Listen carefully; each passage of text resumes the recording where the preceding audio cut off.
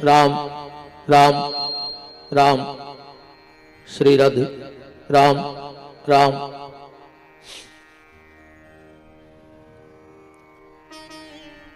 आज छठवें दिन की मंगलमयी इस पावन पुनीत सभा का प्रारंभ हो। आप सबसे इस दास का फिर वही निवेदन है, जितना अधिक से अधिक हो सके इस मानव जीवन में भगवान का नाम ले लेना, क्योंकि बिना भगवान के नाम के सब बेकार है। दुनिया का देखो, अगर तुम घर में पूजा पाठ भी करवा रहे हो तो पंडित जी तुम्हारे घर में आएंगे और सबसे पहले सीधा मंत्र नहीं बोलते कि बोलते हैं। पूजा कहां से चालू होती है? पंडित जी ने आचमनी में जल भरा, तुम्हारे हाथ पे डाला और क्या कहते? ओम केशवाय नमः, ओम माधवाय नमः, ओम नारायणाय नमः। यहीं से पूजा चालू होती है। और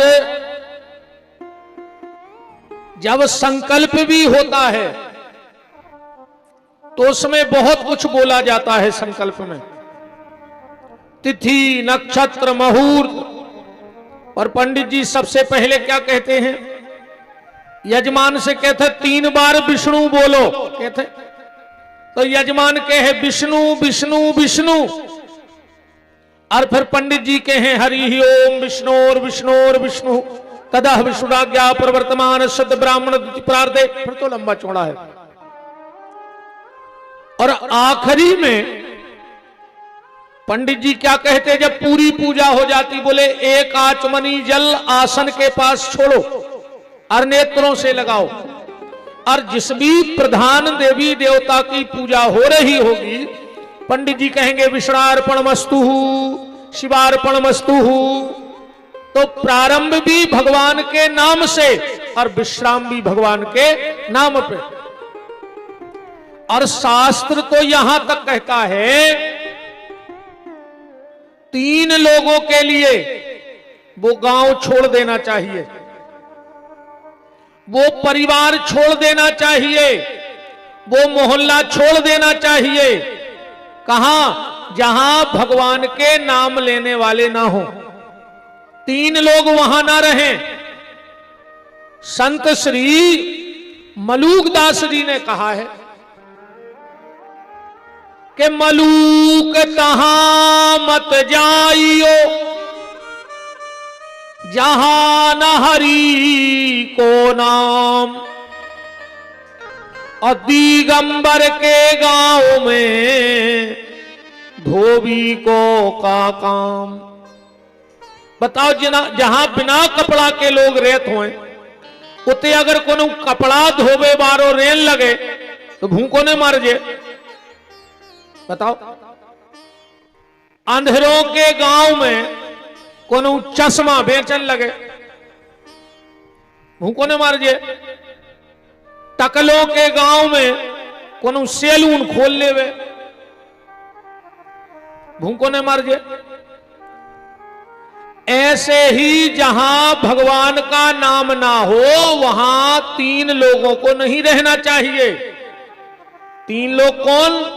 सबसे पहले साधु। साधु उस गांव में ना रहे जहां भगवान के भजन करने वाले ना हो। दूसरा ब्राह्मण, ब्राह्मण उस गांव का त्याग कर देवे जहां भगवान के भक्त ना हो।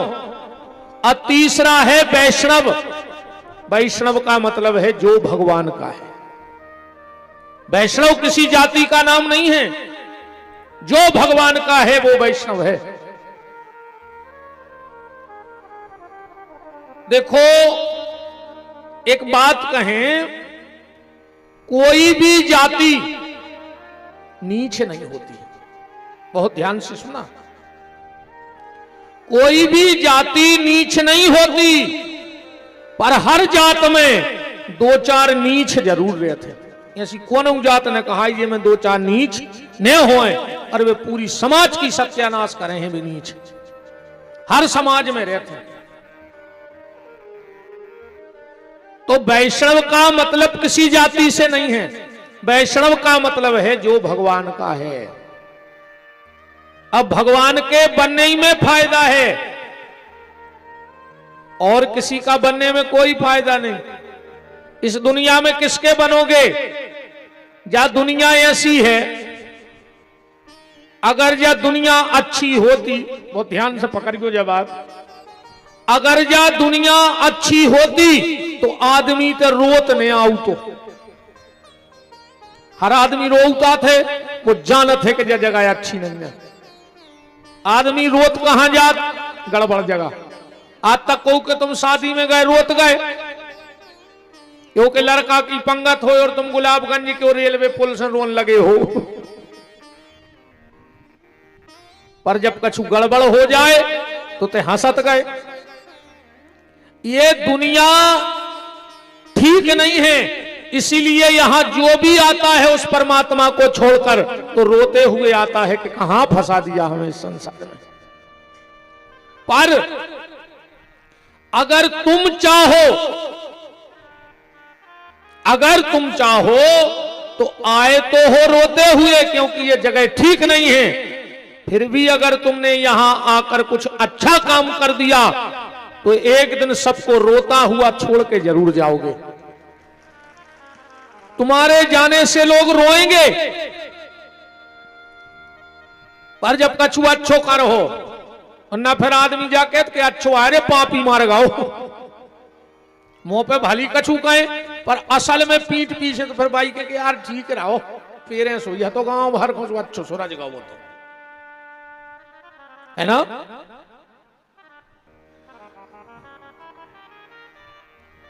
राम निवेदन ये कर रहा हूं कि मनुष्य तन मिला है तो कुछ करके जाओ। मनुष्य तन मिला है तो कुछ करके जाओ। ऐसी मौत न मर गई, ऐसे तो गुलाबगंज में कुत्ता मर रहा है, चौखरे मर रहा है, बिलंगियां मर रही, कौन दिन तुम मर जाओ। मौत तो ऐसी हो यार कि आदमी केवे के अगर साल 2 साल और रुक जातो तो कुछ ने काय अच्छो करके चलो जातो गांव में, तो समझ लियो कि तुम्हारी जिंदगी सफल हो गई।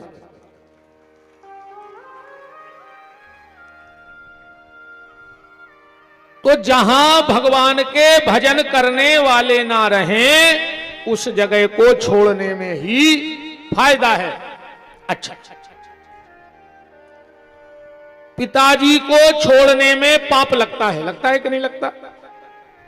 माताजी को छोड़ने में पाप लगता है कि नहीं लगता? भाई को छोड़ने में पाप लगता है,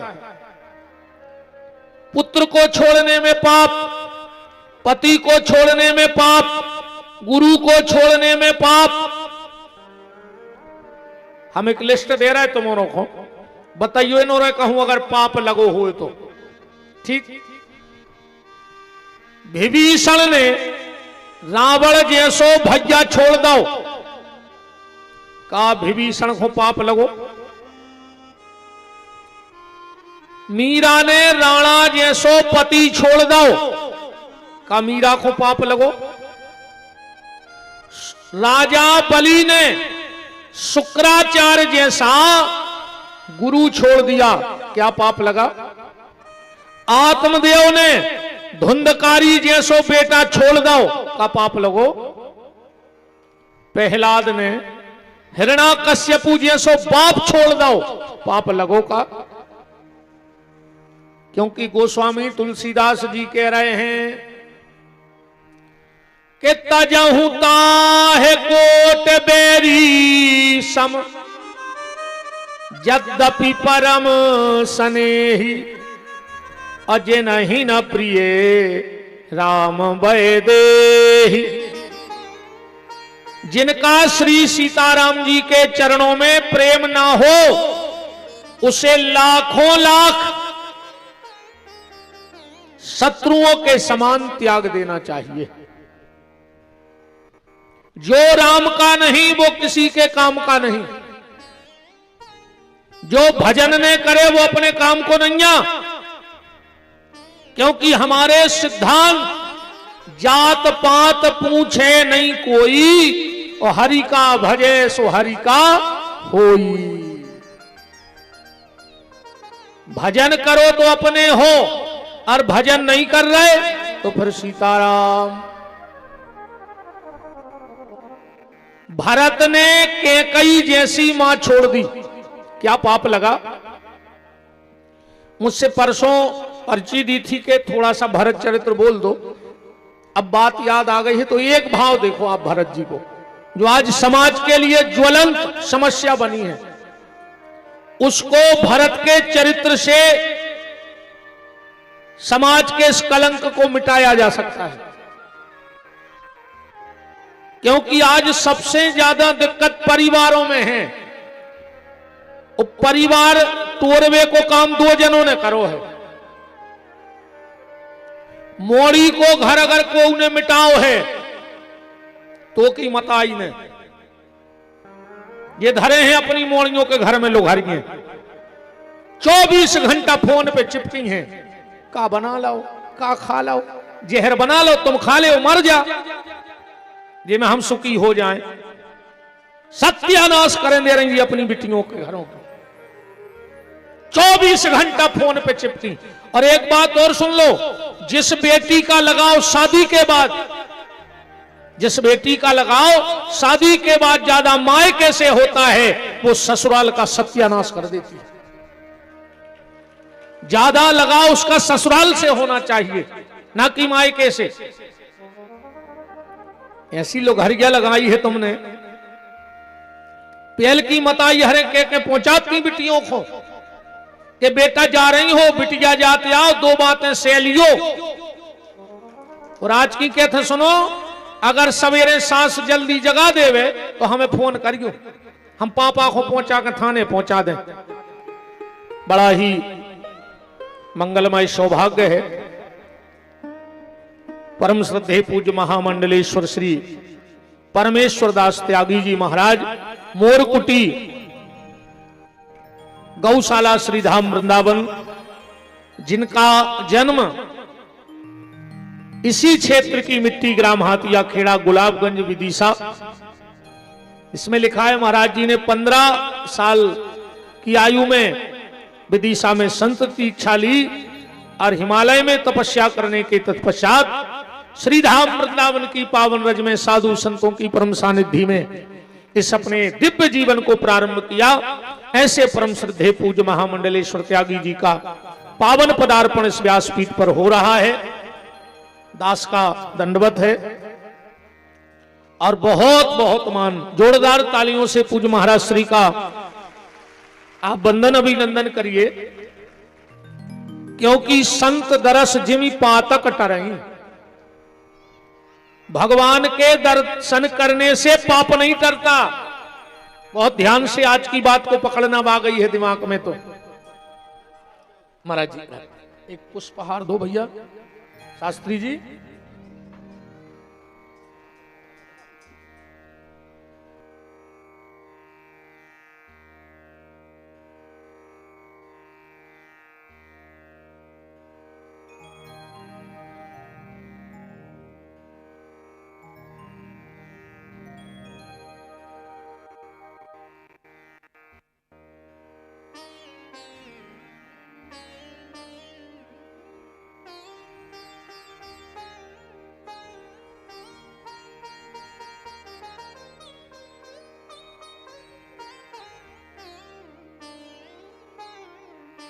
परम श्रद्धेय पूज्य महाराज जी का बहुत बहुत मान यह व्यासपीठ करती है। और साथ में पूज्य महाराज श्री के साथ जो भी उनका परिकर मंडल पधारा है, उनका बहुत बहुत मान है।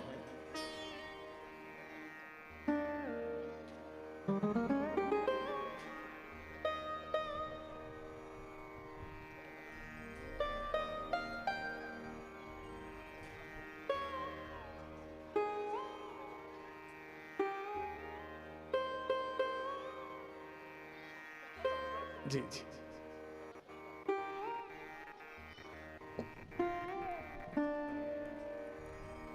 देखो, संतों का मिलना जीवन में दो प्रकार से होता है। संतों का मिलना कितने प्रकार से होता है? दो प्रकार से। रामायण में दो प्रकार आए, गोस्वामी जी ने दो प्रकार कहे संतों के। पहला कि अब मोई भा भरोसे हनुमंता, तो बिन हरि कृपा मिले नहीं संता। और दूसरा कारण के पुण्य पुंज बिन मिले ही न संता, बिना पुण्य के संतों का दर्शन नहीं होता है।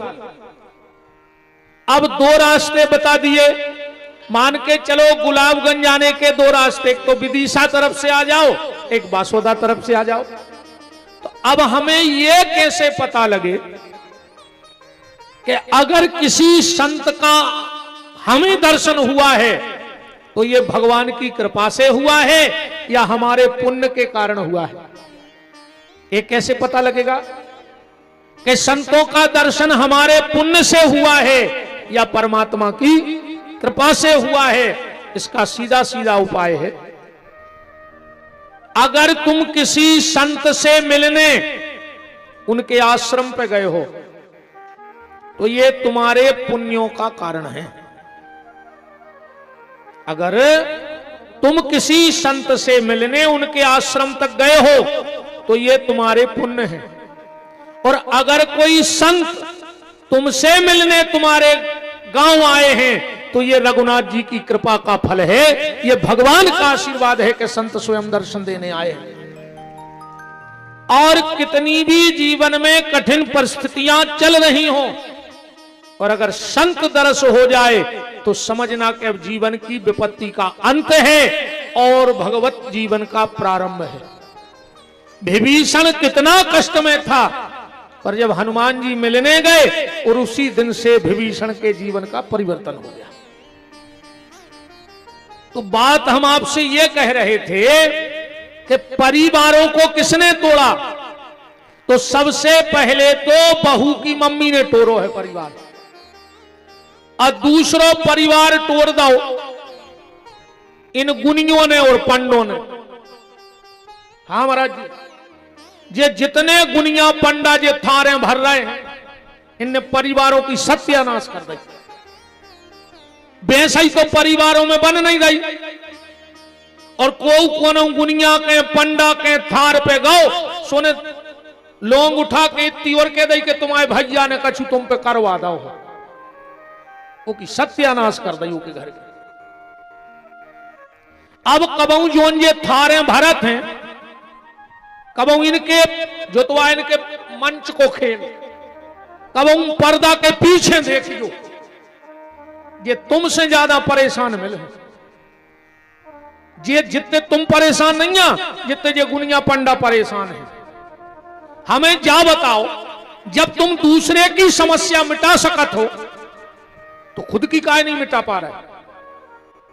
खुद के बाल बच्चे नहीं है और दूसरों को गिरमा पे रहा है फिर रहे कि तुम्हारे ना हो जाए। बात बड़ी कड़वी लगती है हमारी। महाराज जी आजकल गुरु जी हरे सब करन लगे, माया खुदवान लगे। हमें क्या बताओ, अगर विपिन बिहारी को माया खोदवे की कला याद होती तो हम इतने मूर्ख हैं कि 10,000 रुपया में गुलाबगंज में तुम्हें 10 करोड़ को सोनो खुदवा दें। हमें का बुद्धि नहीं है, हम खुदा ही ने खोद लें। और अगर हम माया खोद पात होते तो जो तुम्हारे गांव में चिल्लर को बैठे रहते 5-5, 10-10 रुपया की आरती की, हम खुदाई खोद लेते 1-2 हड़ा, बंगलों में रह रहे होते 10-25 गाड़ियां आगे पीछे। अरे राम राम राम। आज के बाबा जी हर एक चुनाव जितवान लगे चेलों को। हम अगर चुनाव जितवा के जानत होते हम खुदाई ने लड़ बैठे एक मुख्यमंत्री को, भाई हम तुम्हें जितवावे 2 घंटा भजन कर रहा है, खुद को 24 ही घंटा माला फेर दे। गुरु का काम कामना की पूर्ति नहीं है। जो गुरु तुम्हारी कामना की पूर्ति कर दे वो गुरु नहीं हो सकता। गुरु का काम है तुम्हारी कामना को मिटा देना।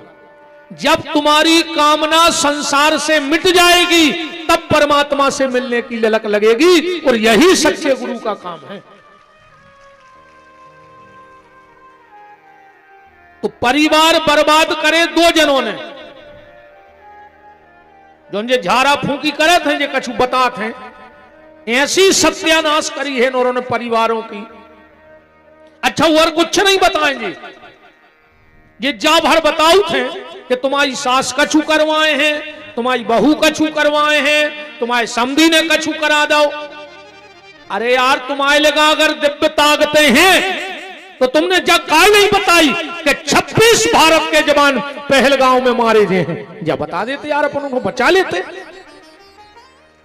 महाराज जी गलत कह रहे हो तो आप बताओ, तुम जा काहे नहीं बता रहे अगर तुम्हें सिद्धि है कि फलानी जगह ट्रेन पलटने हैं, 200 आदमी मर हैं, आज उनको बचा ले, अपन बस ट्रेन रद्द करवा ले। अभी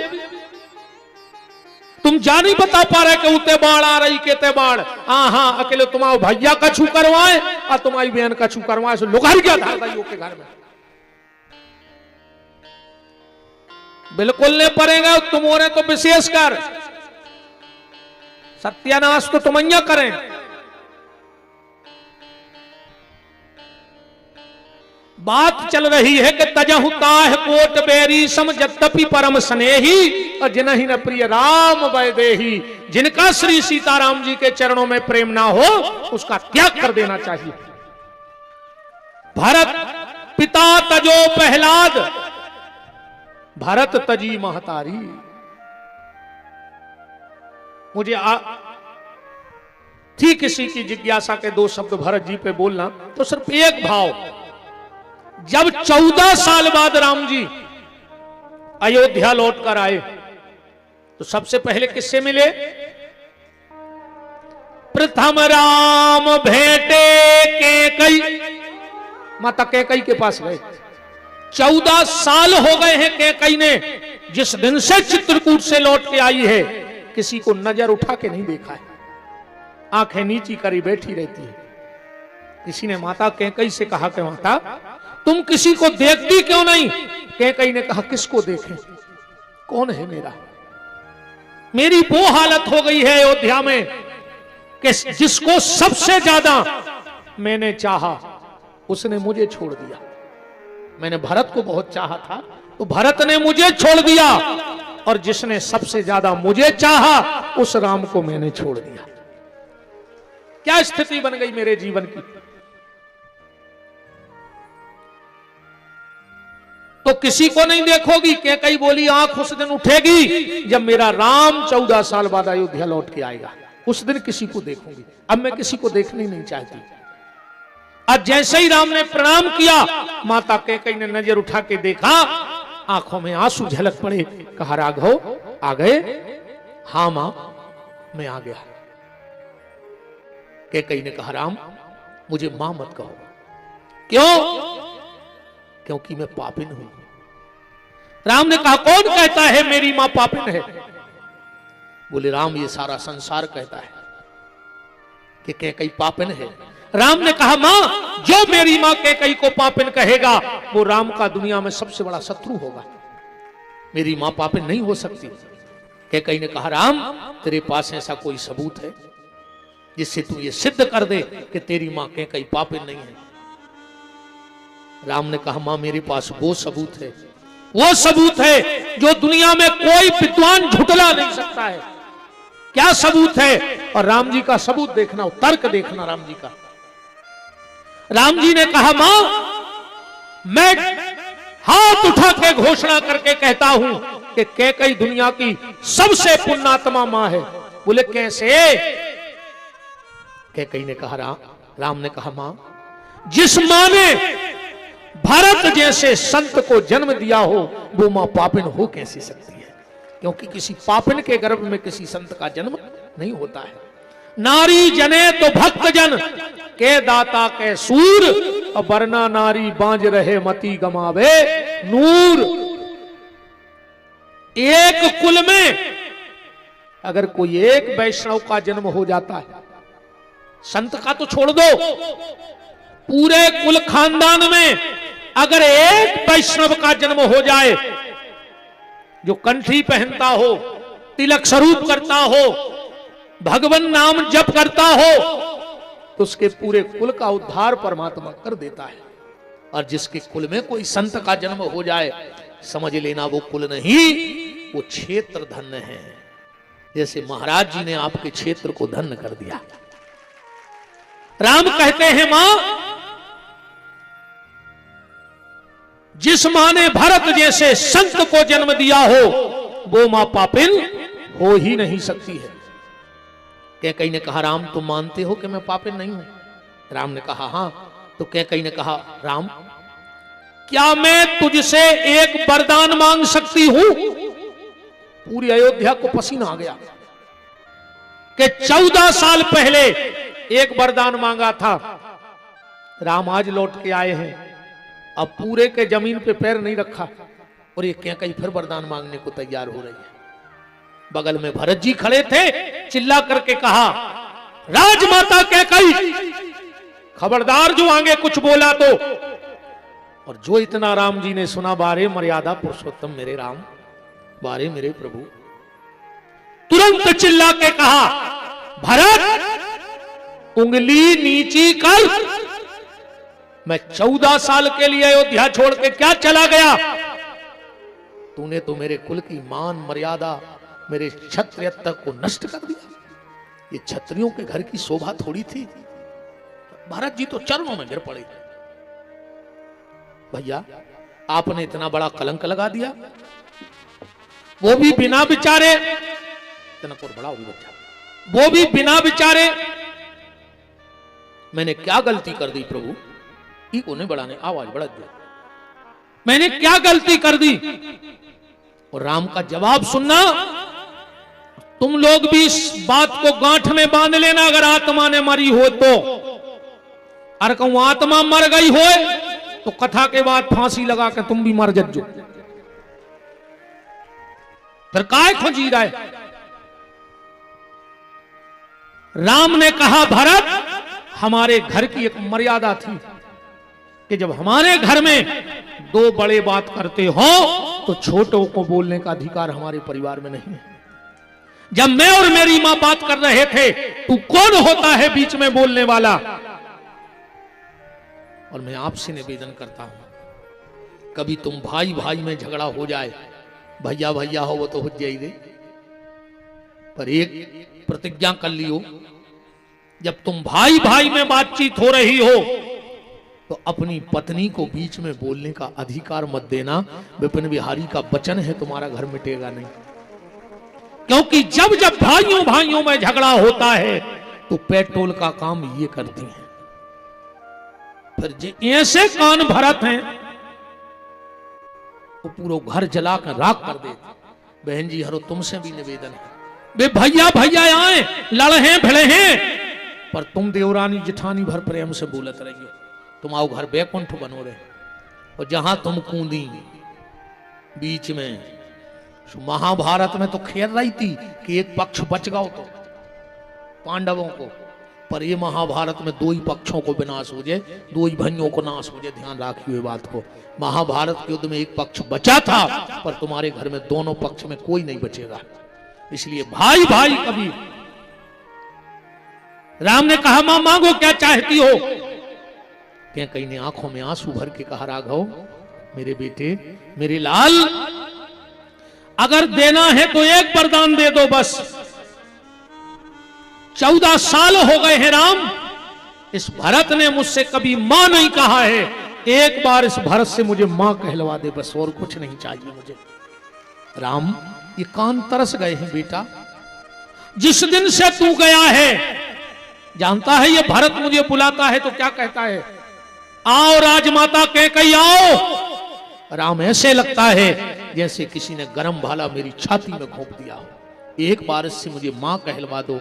भरत ने कहा कि राम ने कहा कि मांगता हूं वरदान एक। भरत इधर आओ, मैं तुझसे कुछ मांगना चाहता हूं। भरत ने कहा, भैया मांगने की जरूरत ही नहीं, आदेश करो। राम ने कहा, वचन हारो, जो मांगेंगे दोगे। भरत ने कहा, दिया। राम ने कहा, एक बार वचन और हारो। भरत ने कहा, दिया। राम ने कहा एक बार वचन और हारो। तो भरत ने कहा सुन ले प्रभु, अब तीसरो वचन ने हार हम। क्यों? राम ने कहा मांगता हूं वरदान एक, रोकर भरत ने कहा यह भी सहूंगा मैं, जो भी मंजूर है। मेरे प्राण धन जीवन तुम ही हो नाथ, दास आपका हूं और आपका ही रहूंगा मैं। पर प्रभु लेकिन सरकार एक आज्ञा न दीजिएगा मुझे, लेकिन सरकार एक आज्ञा न दीजिएगा मुझे, कोटि कोटि बार पद पदुम कहूंगा मैं। जिसने हमारे देव को वनवास दिया है उस कैकई को कभी माता कहूंगा ना। मैं सब करूंगा पर उस कैकई को कभी मां नहीं कहूंगा। कैकई ने कहा बस राम, इसने मुझसे भली मां नहीं कहा पर इसके मुंह से मां शब्द तो निकल गया, मुझे तो मां शब्द सुनना था। और अंतिम फिर मैं कथा में, भागवत की कथा है पर यह भाव मुझे अच्छा लगा तो इसलिए मैंने आज दे दिया। एक बात और कह के आगे कथा में नहीं ले जाऊंगा भरत जी की। आप मेरे YouTube चैनल पे पूरे 7 दिन का भरत चरित्र डला है तो आप सुन सकते हैं। 7 दिन का एक जगह का डला है और अभी चित्रकूट में 3 दिन का भरत चरित्र हुआ था राम भरत मिलाप मंदिर पे। महाराज जी आप सभी संतों के चरणों की कृपा से चित्रकूट धाम के सब संतों ने, माता पिता के सत्कर्म, आप सब संत ब्राह्मणों का आशीर्वाद, सब अखाड़ों ने मिलकर 3 दिन के लिए इस दास को भरत चरित्र गाने के लिए वहां बुलाया था। और आप जैसी मूर्तियां ही कथा में बैठी थी, संसारी गिने चुने थे, 4, 6, 10 लोग संसारी थे। अब पूरा साधु समाज बैठा था और मुझे लग रहा था ना जाने मेरे कौन से पुण्य का उदय है कि चित्रकूट तो विद्वानों की, रसकों की, भक्तों की भूमि है, प्रेम की भूमि है चित्रकूट। पर ना जाने मुझे किस पुण्य के कारण 3 दिन 2.5 3 घंटे सिर्फ भरत जी पे, और संतों का आदेश था कि यहां वहां की कोई बात नहीं होगी, सिर्फ चौपाई का अर्थ और भरत चरित्र होगा। तो आप उस पर सुन सकते हैं। पर मैं ये भाव तो आपको अब दे ही रहा हूं। वशिष्ठ ने कहा राघव बेटा ये बलकल वस्तु उतारो, ये जटाएं सुलझाओ, अब तुम्हें राजा बनना है। राम जी ने कहा गुरुदेव मैंने कभी किसी से कुछ नहीं मांगा आज तक, पर राजा बनने के पहले अगर आपकी आज्ञा हो तो आपसे कुछ मांग ले। वशिष्ठ की आंखें सजल हो गई। राघव अगर वशिष्ठ के बस में होगा राघव तो एक एक रोम वशिष्ठ निकाल के तुम्हें दे देगा, मांगो राम क्या चाहते हो। राम ने कहा गुरुदेव मेरी इच्छा है कि मेरे बलकल वस्त्र उतारे जाएं, मेरी जटाएं सुलझाई जाएं, उसके पहले मैं अपने हाथ से भरत के बलकल वस्त्र उतारना चाहता हूं, मैं अपने हाथ से भरत की जटाएं सुलझाना चाहता हूं। वशिष्ठ ने कहा राम मुझे लगता तो नहीं है कि भरत आपसे सेवा लेगा। राम ने कहा पूछ लो, मान जाए तो अच्छी बात है। गए भरत जी से कहा भरतलाल जी गुरुदेव, बोले सरकार की इच्छा है कि वो तुम्हारी जटाएं सुलझाना चाहते हैं, तुम्हारे बलकल वस्त्र उतारना चाहते हैं। भरत ने कहा तो मेरी भी एक शर्त है। क्या? पूरी अयोध्या देखेगी और भैया राम मेरी जटाएं सुलझाएंगे, अकेले में जटाएं नहीं सुलझेंगे। आके राम से कहा राम भरत ये कह रहे हैं। राम जी बोले पूरी दुनिया देख ले वे, अयोध्या तो हल्की चीज है, मंच बनवाओ। एक बड़ा मंच बनवाया गया जिस पे भरत जी एक चौकी पे विराजे हैं और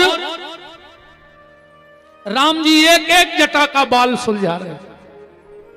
भक्त और भगवान की दोनों की आंखों में आंसू हैं। किसी ने भरत से कहा भरत तुम्हें शर्म न लगी, तुम राम जी से जटाएं सुलझवा रहे हो।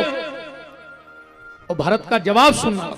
भरत ने कहा ये जटाएं जीवन की जटिलताएं हैं, व्यक्ति जीवन की जटिलताएं अपने सिर पे रख तो सकता है, पर सुलझाने का काम तो परमात्मा का है।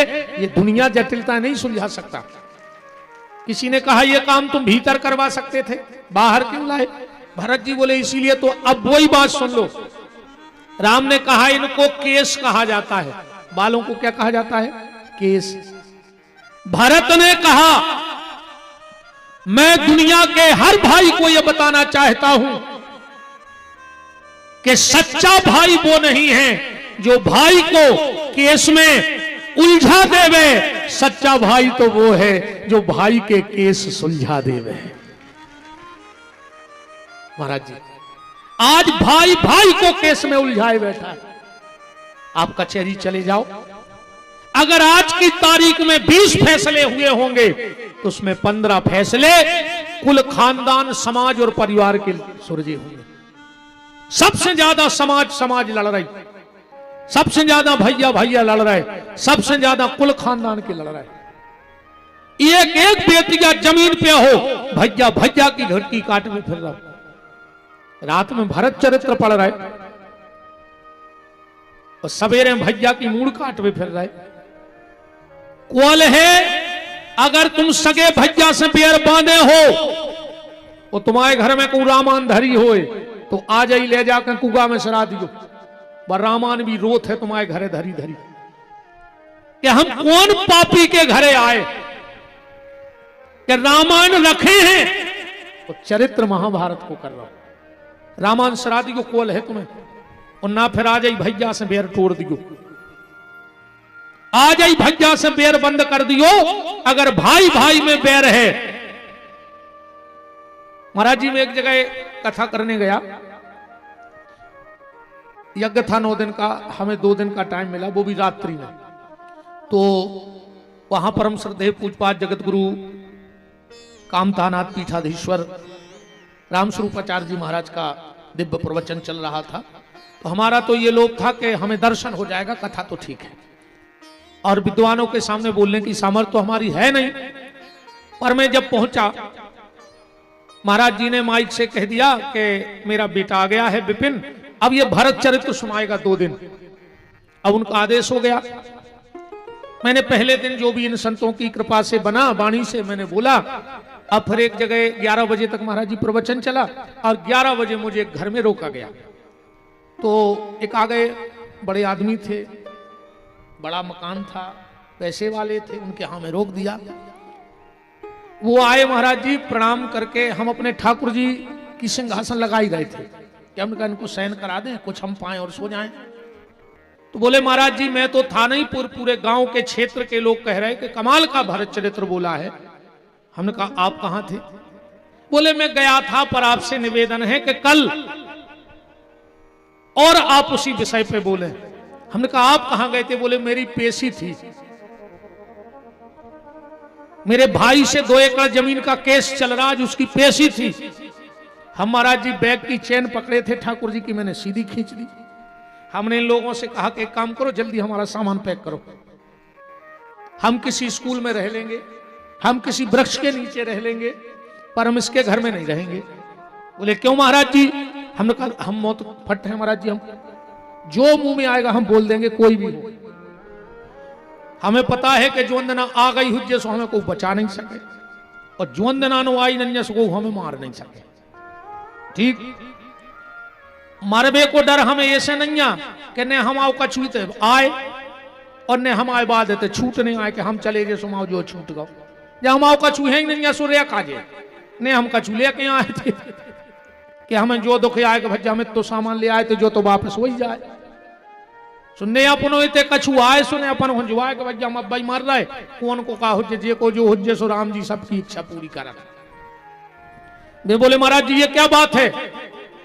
हमने कहा हम तुम्हारे घर में नहीं रह पाएंगे। तो और 4-6 लोग बैठे थे, बोले जी कमेटी के सदस्य हैं। हमने कहा जी कमेटी होते तो डर नहीं, ये तो सदस्य हैं। लेकिन नहीं महाराज बहुत पैसा बारे, हमने कहा सवेरे गोली मार दे, पैसा बारे से गोली मार दियो। बोले नहीं महाराज ऐसी बात नहीं, पर आप इतने नाराज। हमने कहा हम गलत घर में नहीं रह सकते। बोले क्यों? हमने कहा तुम भैया से केस लगाएं, वो भारत चरित्र की प्रशंसा कर रहे हैं। हमने कहा तुम नहीं है ये लायक। उनकी पत्नी आके रोने लगी, बोले गुरुजी आप अगर हमारे घर से चले गए तो हमारी बदनामी हो जाए कि गुरुजी काय भगे। यजमान बोले महाराज जी आप रुकबे को काले हो। हमने कहा सुबह तुम केस वापस ले हो जो चाहे। बोले अगर केस वापस ले लें तो हम कहीं हम ठाकुर जी तक जमाए दे रहे। तो बोले महाराज जी आपके चरणों की सौगंध, सुबह ले कोट खुले है, सबसे पहले भैया से केस वापस ले हैं और भैया को घरे लुआ के आए हैं। हमने कहा तो हम तुम्हारे घरे रुके हैं, भोजन भी कर रहे हैं। महाराज जी वो सुबह गए, केस वापस लिया, भाई को मिलवाने लाए। हमने कहा चलो 2 दिन का भरत चरित्र 2 भाइयों को मिलाने में कामयाब हो गया। निवेदन बस इतना है कि भाई सच्चा वो है जो भाई को केस से सुलझा देवे, भाई वो नहीं है जो भाई के केस में उलझा देवे। अब तुम्हारे भी सुन ले, ऐसे बेईमानों को भरोसा न कर क्यों रे। जो 1 फुट की जमीन के लाने सगे भज्जा को जेल करवा सकत है या लठ मार सकत, 1,00,000 2 लाख के लाने तुम्हें गड़वा दे वो मिल होने। जो सगे खून को नहीं भाव एक बेच गया जमीन को, वो 2 दिन की दोस्ती में तुम हो जे कैसे तुम्हारे पगला हुआ गरे में हाथ डारे फिर रखे जी अपने बहुत खास हैं और सगे भज्जा से बेर बांधे, समाज के ठेकेदार बने, अध्यक्ष बने, सगे भज्जा से बोल नहीं रहे। तुम पूरी समाज सुधार हो बताओ। वो तो वही हाल भाव एक गुनिया अखाड़ी पड़ रहा हो तो आताल बांधू पाताल बांधू, इतने में पीछे से घरवारी आ गई कि आताल पाताल बाद में बांध गयो, बसकारो लग रहा है सो वो छप्पर बांध ले जो घर चुचा रहा हो। आताल पाताल बांध बैठा ठाणे हो गए और घर पानी से चुचा रहा हो।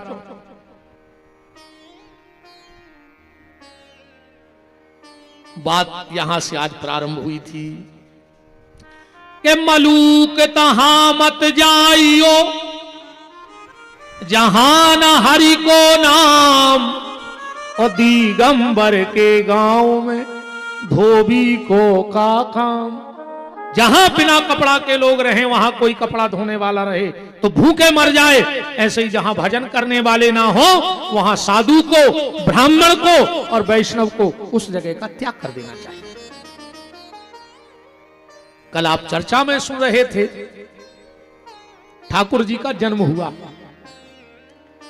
नंदस्तम आत्मज उत्पन्न जाता अलहादो महामन, आहूय विप्र वेद ज्ञान स्नाता सुचिलंकृता, धेनु नाम नियते प्रादत विप्रेभ्या समलंकृता।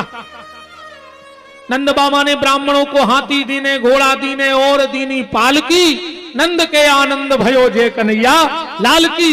दाई आई भगवान का नाल छेदन करके चली गई। अब नंद बाबा की 2 बहनें हैं, नंदा और सुनंदा, अपनी भौजाई के पास पहुंच गई यशोदा रानी के और कहा भाभी अब हम मुंह मांगा इनाम लेंगे। कौशल्या जी ने कहा अरे जी मांग ले, सब तुम्हारी तो है। 2 ही नंद ने बोली कि ये बात है ना करू करे।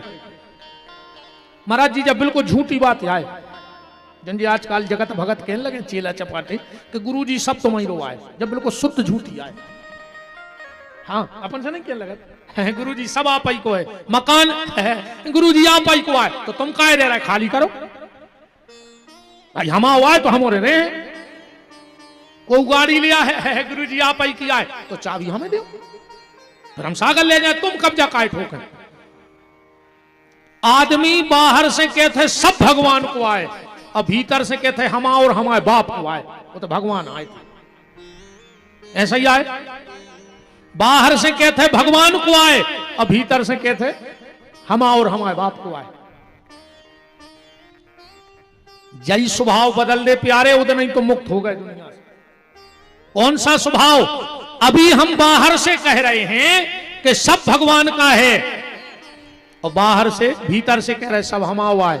जो स्वभाव बदल दो, बाहर से कहो सब हमाओ आए, आश्रम हमाओ, मकान हमाओ, पत्नी हमारी, बच्चे हमारे, रिश्तेदार हमारे, पर जब अकेले में बैठो तो भीतर एक मनी राम बैठो है ओखों भर समझा दे कि जो सब कछु भगवान को आए, और जो अंदर भीतर बैठो आदमी समझ गो कि भगवान को आए, वही दिन तुम मुक्त हो गए संसार से। सब अपन उल्टो कर रहा है, बाहर से करे भगवान को, भीतर से करे हम हमारे बाप को। अच्छा कबू ये सुमेंगो भी पर जात के वो। एक बार ऐसे ही संतों की जमात बैठी थी, कीर्तन चल रहा हो तो 2-4 लोग और आ गए। एक बच्चा भारी उदम करे, बाबा जी ने 1-2 बार आंखें दिखाई, मन वो काय घुमाने। बाबा जी ने कहा चुप कराओ इस बच्चे को। सो को पिताजी उठ के बोला गुरुजी आप ही को आए, आप ही को। अपन नहीं कहला गुरुजी आप ही को तो बालक आए। बाबा जी फिर कीर्तन में लग गए। जैसा ही कीर्तन बंद भाव सब जान लगे, बाबा जी ने लड़का को हाथ पकड़ लिया। पिताजी बोले काय? बोले अब जो इतना ही रहे। बोले काय? बोले तुमने स्वाद मुंह में कही थी कि तुम आओ आए, अब हम आओ आए तो इतना बाबा बने, अब नहीं दे तुम्हारे संग। वो जगत भगत बोलो कि कान पकड़े, अब कब उन्हें कहेंगे तुम आओ, अब तो जाई के हैं हम आओ आए। तो दोनों बुआ ने कहा कि ऐसी बातों से कुछ नहीं होगा, तुम तो हमारी